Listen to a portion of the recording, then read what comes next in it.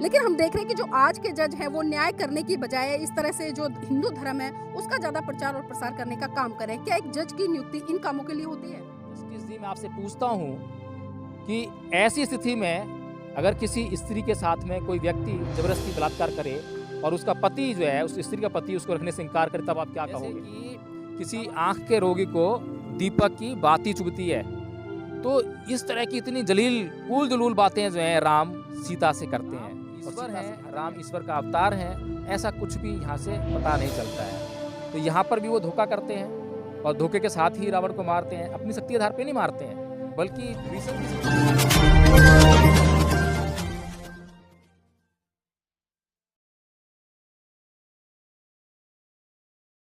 जय भीम, नमो बुद्धाय। आप देख रहे हैं एनबी न्यूज़ 24/7 नीलम बोध के साथ। साथियों, उत्तर प्रदेश इलाहाबाद हाई कोर्ट में अभी जस्टिस यादव जी की एक स्टेटमेंट आई है जिसमें कि उन्होंने कहा है कि राम के बिना भारत अधूरा है।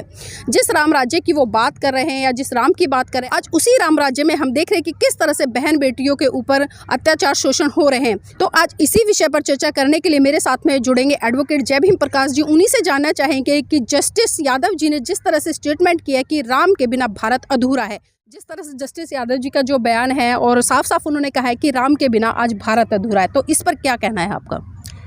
देखिए, जस्टिस यादव जी को जो है कोई भी टिप्पणी करनी है तो उनकी टिप्पणी में सबसे पहले तो ये होना चाहिए कि लीगलिटी होनी चाहिए और कॉन्स्टिट्यूलिटी होनी चाहिए, यानी कि संवैधानिकता और कानून का पुट उसमें होना चाहिए। अब जो जस्टिस यादव जी कह रहे हैं कि राम के बिना भारत अधूरा, और मैं ये कह रहा हूँ कि राम के बिना भारत है पूरा। हाँ, राम के बिना हिंदुस्तान ज़रूर अधूरा होता है, लेकिन राम के बिना ही भारत होगा पूरा, क्योंकि राम ने जब से राम नाम का जो यहाँ पर खेल खेला गया है इस भारत के अंदर, तब से मानवता जो है पल पल हर पल शर्मसार होती नज़र आ रही है। ये जो राम का जो चरित्र है, अब ये जो जस्टिस यादव जी हैं, इन्होंने जैसा कि खबर में बताया गया है, कोई जाटव समाज का लड़का है जो कि मानव खोपड़ी को लेकर अश्लील नृत्य कर रहा था। तो ये तो मामला समझ में आता है कि मानव खोपड़ी को हाथ में लेकर अश्लील डांस करना वास्तव में जो है, चाहे किसी भी धर्म का मानने वाला हो, कोई भी जाति का हो, इससे कोई फर्क नहीं पड़ता। गलत तो गलत है, उसके लिए तो कोई भी गलती कहेगा। लेकिन जो जस्टिस यादव की जो टिप्पणी है कि राम के बिना भारत अधूरा, तो मैं जस्टिस यादव से पूछना चाहता हूँ कि राम के कैरेक्टर में ऐसी कौन सी बात है जिसके बिना ये भारत अधूरा है? अब मैं जस्टिस यादव मेरे सामने नहीं है, अगर मेरे सामने होते तो मैं उनसे पूछता कि राम के कैरेक्टर को सामने रखते हुए पूछता। हम राम के जीवन चरित्र से शुरू से अगर बात करें तो पहली बात तो यह है कि राम कब की पैदाइश है। जाम्बाली कथन ये सिद्ध करता है कि राम जो है बुद्ध के बहुत समय बाद हुए। दूसरी बात यह है कि राम के जो कैरेक्टर में 2-3 आपत्तिजनक जो बातें हैं। पहली बात तो आपत्तिजनक, जब वह बाली का वध करते हैं, बाली का वध छुप कर करते हैं, बिना उस बाली से कोई विचार विमर्श किए। यानी बाली से, सुग्रीव से उनकी जो बात होती है, सुग्रीव से बात होने के बाद सुग्रीव जो बाली पर आरोप लगाता है, वहाँ पर राम जो सुग्रीव से मिलते हैं, सुग्रीव की बात सुनते हैं, लेकिन सुग्रीव के आरोप लगाए जाते हैं जो बाली के ऊपर, उसकी छानबीन नहीं करते हैं। तो न्यायिक चरित्र नहीं है राम के अंदर। अगर न्यायिक चरित्र होता तो एक जैसे जस्टिस यादव जी हैं, खुद जानते होंगे जस्टिस यादव हैं, जस्टिस हैं, तो बिना दूसरे पक्ष को सुने हुए क्या कभी किसी व्यक्ति को उन्होंने सज़ा दी है? और कंप्लेनेंट आपके पास आ गया है, उसने एक्यूज़ के ऊपर आरोप भी लगा दिया है, चाहे रेप का हो, मर्डर का हो, चोरी का हो, किसी भी चीज़ का, तो उसके बाद आप मुलजिम को बुलाते हो, फिर उस पर कार्रवाई करते हो, पूरा केस चलता है, और उसके बाद लास्ट में आप जो उसको डिफेंस की भी छूट देते हो कि भाई आप अपने डिफेंस में कुछ भी प्रस्तुत करना चाहो तो उसको लेकर जाओ। तो जब आप कोर्ट में इतना सब कुछ करते हो न्याय के लिए, तो राम का चरित्र जो है वो ये कहता है कि सुग्रीव से मित्रता हो गई तो बाकी दुनिया गई भाड़ में। अब उन्हें कोई मतलब नहीं है कि बाली सही है या सुग्रीव सही है, बाली से भी कुछ चर्चा कर ली जाए, हो सकता है कि बाली से चर्चा करने पर कुछ न्याय संगत बात निकलती, कुछ और होता है कि अगर बाली ने कुछ गलत किया था तो बाली को समझा बुझाकर उन दोनों भाइयों को इकट्ठा कर दिया जाता, और जब इकट्ठा कर देते तो ताकत और मजबूत हो जाती और बल मिलता। लेकिन राम का न्याय से कोई मतलब नहीं है। तो हम लोग जब कहते हैं कि चरित्रहीनता का एक आदर्श प्रस्तुत करते हैं राम, तो जस्टिस यादव जी कह रहे हैं कि मतलब भारत के राम के बिना भारत अधूरा, तो इसी की जांच कर रहे हैं हम जो है। तो इसके बाद जब हम देखते हैं कि रावण का वध करते हैं। अब रावण का वध कैसे करते हैं?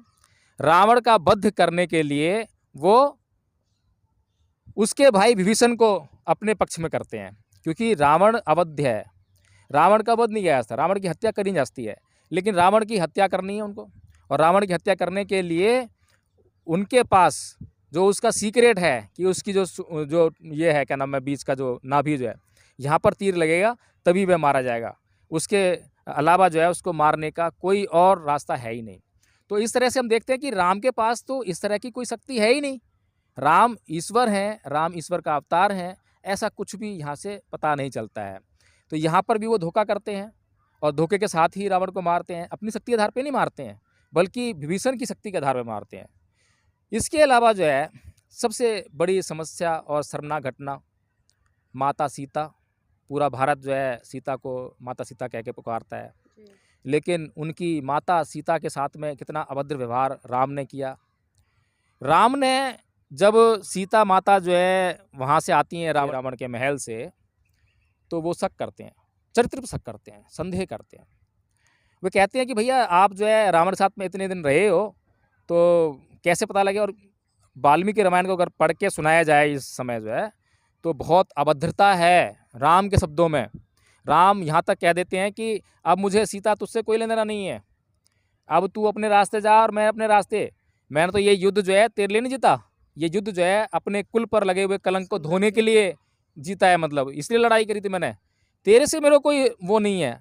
और अब तू इतने साल तक जो, इतने समय तक जो है और इसके साथ रही है रावण के साथ में, तो अब तू मुझे फूटी आँख नहीं सुहा रही है, तू मेरी आँखों में उसी तरह से चुभ रही है जैसे कि किसी आँख के रोगी को दीपक की बाती चुभती है। तो इस तरह की इतनी जलील उल जलूल बातें जो हैं राम सीता से करते हैं, और सीता से यहाँ तक कहते हैं कि अगर तुम्हारी इच्छा हो तुम लक्ष्मण के साथ, भरत के साथ, सुग्रीव के साथ, विभीषण के साथ, किसी के भी साथ जीवन बिताने का निश्चय कर सकती हो, तुम स्वतंत्र हो, चारों दिशाएं तुम्हारे लिए खुली हुई हैं। ये राम के शब्द हैं वाल्मीकि रामायण में। मैं अपनी तरफ से कुछ नहीं कह रहा हूँ, कहीं जस्टिस यादव ना हो, ऐसे ना हो कि मतलब कल कोई मेरे पर मुकदमा दायर कर दें और मुझे जेल के अंदर भेज दें। तो जस्टिस यादव जी, मैं ये जो शब्द बोल रहा हूँ ये मेरे शब्द नहीं है, ये वाल्मीकि रामायण के शब्द हैं। तो यहाँ पर जो है अब राम जी जो है सीता को इनकार कर देते हैं अपनाने से। अब यहाँ सीता जो है बिलक बिलक के रोड़ती है, क्या करे बेचारी जो है, उसके पति ने जब ऐसी बातें करी तो उसका तो मतलब जो है हृदय फटने को आया। तो उसके बाद जो है राम उसको जो है स्वीकार करने के लिए उसके सामने एक शर्त रखते हैं। वो कहते हैं कि भैया चल ठीक है, मैं तुझे साथ लेके चल सकता हूँ, लेकिन शर्त ये है कि तुझे अग्नि परीक्षा देनी होगी। अब यहाँ पर देखिए न्यायिक चरित्र जो है कि राम जो है सीता की अग्नि परीक्षा मांग रहे हैं। अब भाई सीता अगर आपसे दूर रही है, किसी के पास रही है, तो आप भी तो दूर रहे हो, जंगलों में भटकते फिरे हो, जंगलों में आपने क्या क्या किया, किस किस के साथ किया, किसको क्या पता। तो परीक्षा होनी चाहिए थी, परीक्षा अगर चरित्र की होनी जरूरी है तो होनी चाहिए, और होनी चाहिए तो दोनों की होनी चाहिए, और दोनों को परीक्षा देनी चाहिए, अग्नि परीक्षा देनी चाहिए। जहाँ पर राम जो है अग्नि परीक्षा की डिमांड कर रहे हैं सीता से, वहाँ पर राम का अगर न्यायिक चरित्र होता, अगर राम न्यायवादी होते, तो वो सीता का हाथ पकड़ते और आग में कूद जाते कि चलो सीता हम दोनों इस अग्नि परीक्षा से कूदेंगे, इस आग में कूदेंगे और अग्नि परीक्षा देंगे, ताकि ये समाज जो है हम दोनों पर जो है किसी भी प्रकार का कलंक ना लगा सके। इसके बाद सीता जो है अग्नि परीक्षा में कहते हैं कि वो आग से बिल्कुल साफ बाहर निकल आई, क्योंकि कथा कहानियाँ हिंदुओं की जो है कुछ भी लिख देते हैं। अब आग में से कैसे बाहर निकला, इस समझ से बाहर बात है। तो जस्टिस यादव जानते होंगे, जस्टिस यादव भी विश्वास करते होंगे इस बात पे कि आग में कोई भी चीज़ डाल दो तो उसका स्वरूप बिना चेंज हुए वो बाहर आ सकती है, या तो कोई चीज़ राख हो जाएगी या उसका स्वरूप चेंज हो जाएगा, ये तो पक्की बात है। जैसी डालो वैसी आ जाए, बहुत मुश्किल बात है, ये विज्ञान कहता है। अब सीता जी जो है बाहर निकल आई हैं, चलो ठीक है। अब राम को जो है उनकी शुद्धता पे, उनकी पवित्रता पे भी जो शक था वो मिट गया है। अब वो साथ में लेके अयोध्या चले आते हैं। अब राम के साथ में फिर घटना घटती है, फिर किसी के बहकावे में आकर किसी को सुन लिया कहते हुए कि भैया ये जो राम कैसा है, जो एक ऐसी स्त्री को अपने साथ में ले आया है जो रावण के साथ में इतने दिन रही है। तो इस बात को सुनकर फिर राम परेशान, पता नहीं कैसे ईश्वर हैं जो उसकी बात सुन के परेशान हो गए। अब वो जो बात सुन ली तो उसके बाद जो उनके बाद अग्नि परीक्षा लेने के बाद भी वो सीता को जंगल में छोड़ने के लिए योजना बना लेते हैं और लक्ष्मण को बोलते हैं कि भाई जाके इसको जो है चुपके से लक्ष्मण जी जंगल में छोड़ाओ। और लक्ष्मण जी जो है उसको लेके जाते हैं और बताते नहीं है सीता को कि आपको किस प्रयोजन से जंगल में लेके जा रहा हूँ। वो तो बस घूमने की तो अब इच्छा हर किसी के अंदर रहती है। सीता जी घुमाने के बहाने जो है लेके चल दिए और लक्ष्मण जी जो है जंगल में जाकर उस सीता को वहाँ पर छोड़ देते हैं और वहाँ पर बताते हैं कि अब आपको यहाँ से वापस अयोध्या आने की जरूरत नहीं है क्योंकि राम ने ये कह के भेजा है। फिर सीता जो है वहाँ पे रोती है, बिलखती है कि मेरे साथ में मैंने ऐसा क्या अपराध कर दिया वगैरह वगैरह। तो कहने का मतलब ये है कि सीता उस समय गर्भवती है और गर्भावस्था में राम जो है उसको जंगल में छोड़ते हैं। अगर राम के अंदर जरा सा भी न्यायिक चरित्र होता तो वे सीता को इस तरह से जंगल में नहीं छोड़ते इस अवस्था में, बल्कि सीता के साथ में खुद राज्य का त्याग करते। अरे भाई तुमने 14 साल तक तो राज्य का त्याग किया, राज्य तुम्हारे बिना तब भी चला, राज्य तुम्हारे बिना फिर भी चल जाएगा। तुम्हें तो ये देखना चाहिए कि मैं एक स्त्री के साथ में किसी भी हालत में अपराध नहीं कर सकता।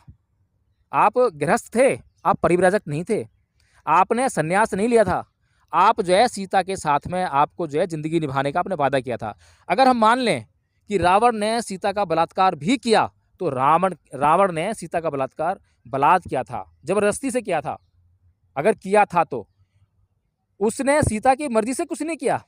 अगर आप जस्टिस जी, मैं आपसे पूछता हूँ कि ऐसी स्थिति में अगर किसी स्त्री के साथ में कोई व्यक्ति ज़बरदस्ती बलात्कार करे और उसका पति जो है, उस स्त्री का पति उसको रखने से इनकार करे, तब आप क्या कहोगे? तो ये जो नीलम जी बातें हैं, ये जस्टिस यादव जी जो कह रहे हैं, इन बातों को अगर मैं समझूं, सोचूं, तो मुझे तो भारत के निर्माण में, भारत के इतिहास में, भारत के लोगों की नैतिकता में कहीं भी 1% भी राम का चरित्र का रोल नज़र नहीं आता है। बल्कि मैं तो जो कह रहा हूँ कि राम के बिना ही होगा भारत पूरा, बल्कि राम के बिना हिंदुस्तान है अधूरा। हिंदुस्तान तो अधूरा है लेकिन भारत पूरा है। तो सर मैं ये भी पूछना चाहूंगी, जिस तरह से जस्टिस यादव जी की जो स्टेटमेंट है कि राम के बिना भारत अधूरा है, हम देख रहे हैं कि बहुत सारे ऐसे जज आए, इससे पहले भी एक शेखर यादव जस्टिस थे, उन्होंने भी एक स्टेटमेंट दी थी कि अगर गाय के घी से हम हवन कराएं तो बारिश हो जाएगी। इस तरह से लगातार हमने कई जज ऐसे देखे हैं जो हिंदू धर्म के आधार पर बात करते हैं, हिंदू धर्म के आधार पर जजमेंट देते हैं। अगर आज सही मायने में हम बात करें तो जज का काम है सामने वाले को न्याय देना, लेकिन हम देख रहे हैं कि जो आज के जज हैं वो न्याय करने की बजाय इस तरह से जो हिंदू धर्म है उसका ज़्यादा प्रचार और प्रसार करने का काम करें। क्या एक जज की नियुक्ति इन कामों के लिए होती है? देखिए नीलम जी, जब से इस देश में भारत के सुप्रीम कोर्ट, मैं कहूँ भारत के माननीय सुप्रीम कोर्ट ने जब से राम मंदिर के ऊपर बिना सबूतों के आधार पर संविधान की भावना को ठेस पहुँचाते हुए, कानून की हर मर्यादा को लांघते हुए और न्याय की भावना को तार तार करते हुए जो है जब से ये निर्णय दिया है राम मंदिर का, तब से इस देश के लोगों को एक सीधा सीधा संदेश दे दिया है कि इस देश में अब कोई भी ऐसी संस्था नहीं है जो कि अपना लोकतांत्रिक स्वरूप लिए हो, निष्पक्ष स्वरूप लिए हो, जो लोक कल्याण की भावना लिए हो, बल्कि अब हर संस्था मनुवाद की चपेट में है, मनुवाद के जो भावना है उससे भरपूर है। अब किसी भी तरह से जब हम, चाहे वो सुप्रीम कोर्ट हो, चाहे वो इलाहाबाद हाई कोर्ट हो, चाहे वो सुप्रीम कोर्ट और हाई कोर्ट के जो जजेस हैं वो हों, उनसे किसी भी प्रकार की हम न्याय की उम्मीद नहीं कर सकते हैं। अब ये जो सुप्रीम कोर्ट के जज जिसने कि ये फैसला दिया राम मंदिर के ऊपर, उन्हें बाद में राज्यसभा का मेंबर बना दिया गया।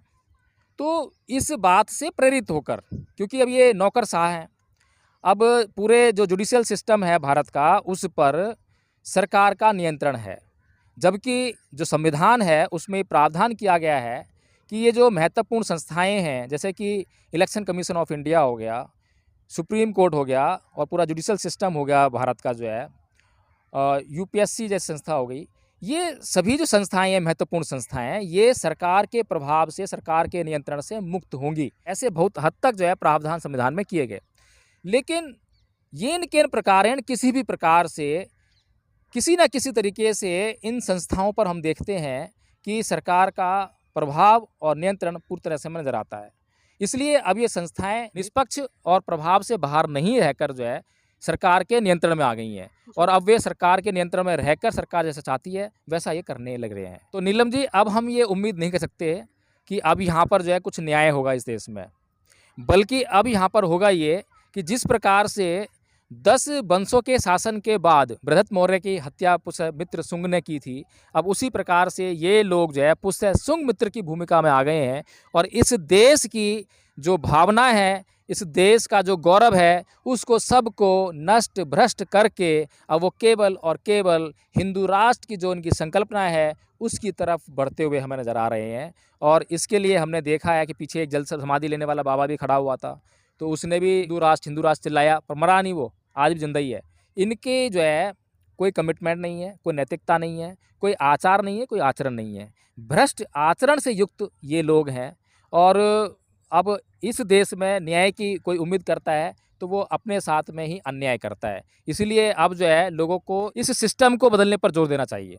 ये जो सिस्टम है, जो मनुवादी हाथों में जो चला गया सिस्टम है, उसको बदलने पर जोर देना चाहिए। ये सिस्टम जो है मनुवादी हाथों से निकाल कर समतामूलक समाज के व्यक्तियों के हाथ में आ जाता है, तब तो इस देश में न्याय की कुछ उम्मीद की जा सकती है, अन्यथा इस देश के लोग भूल जाएं कि किसी भी तरह से उनको न्याय मिलेगा। और अंत में मैं यह भी कहना चाहता हूं कि जितने भी तमाम सुप्रीम कोर्ट या अन्य हाई कोर्ट या डिस्ट्रिक्ट कोर्ट्स के जजेस हैं, वे लोग अगर उनके अंदर जरा सी भी गैरत है, अगर वे अपने आप को इंसान कहलाना चाहते हैं, तो वो कम से कम जो है संविधान की मर्यादा का ध्यान रखें, कानूनों का ध्यान रखें और कानून और संविधान की मर्यादाओं के तहत ही वो जो है किसी भी प्रकार से टिप्पणी करें और केसेस का निर्णय दें। और जहाँ तक हो सके वो किसी भी धार्मिक मामले पर ना तो नेगेटिव ना पॉजिटिव किसी भी तरह की टिप्पणी ना करें, वो इन टिप्पणियों से बचें ताकि लोगों में उनका विश्वास जो है चाहे झूठा ही सही बना रहे और लोग जो है न्यायालय की चौखट पर अपने दुख और दर्द को लेकर आते रहें। जी, तो बहुत बहुत धन्यवाद सर। तो ये थे हमारे साथ में एडवोकेट जय भीम प्रकाश जी, जिनसे हमने चर्चा की जो इलाहाबाद हाई कोर्ट के जस्टिस हैं यादव जी, जो उन्होंने स्टेटमेंट दी है कि राम के बिना भारत अधूरा है, तो उसी विषय पर लेकर हमने बहुत गंभीर चर्चा की है। और आप देख रहे हैं कि जिस तरह से इस देश की न्यायपालिका, कार्यपालिका या विधान पालिका दम तोड़ती नजर आ रही है, उसी तरह से इस देश का भी जो चौथा स्तंभ कहा जाता है मीडिया, वो भी कहीं ना कहीं आज हम देख रहे हैं कि जो मनुवादी मीडिया है वो भी दम तोड़ता नजर आ रहा है और इनके हाथों की कठपुतली बन गया है। तो इसी तरह की और भी खबरें आपके बीच में लेकर उपस्थित होते रहेंगे। तब तक के लिए आपसे विदा चाहेंगे। जय भीम, नमो बुद्धाय।